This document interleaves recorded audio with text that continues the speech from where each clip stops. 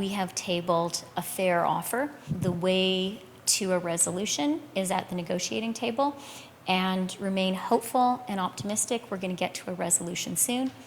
More than 100,000 unionized federal public servants walked off the job yesterday. They've been demanding a 13.5% pay raise over 3 years. Ottawa has countered with 9%.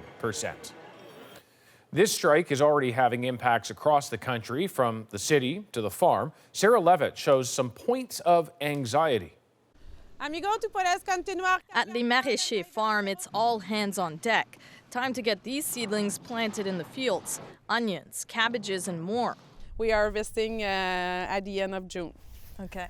And so that's what's at risk here, the harvesting. Yeah. At risk because those workers are temporary foreign workers from Mexico, and the PSAC employees who process their work visas are on strike. We don't know anything right now.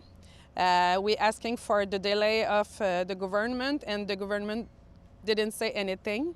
It's the problem that we have. The PSAC strike is expected to have a severe impact on an immigration system that was far behind already. We went from around a 2.6 million file backlog in September, and that was driven all the way down to about 1.9 million in February. If there is an ongoing strike that's going to drag on for a while, we will see those numbers increase dramatically again. Grain farmers are also worried. Not only do they rely on temporary foreign workers, but they also need their crop inspected before they can export it. Those inspectors are now on the picket lines. It would eventually cause some cash constraints for our producers. And consequently, with some backlogs there, then you're going to have some backlogs in providing supplies for farmers to get their crop in for this year.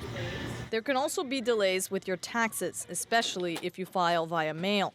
There are no plans to extend this year's May 1st deadline, and if you have questions, you may be out of luck. File with your best guess, in which case it may be wrong, you may be subject to penalties, or don't file, in which case you're subject to an immediate late filing penalty of 5%. Not a good situation any way you look at it.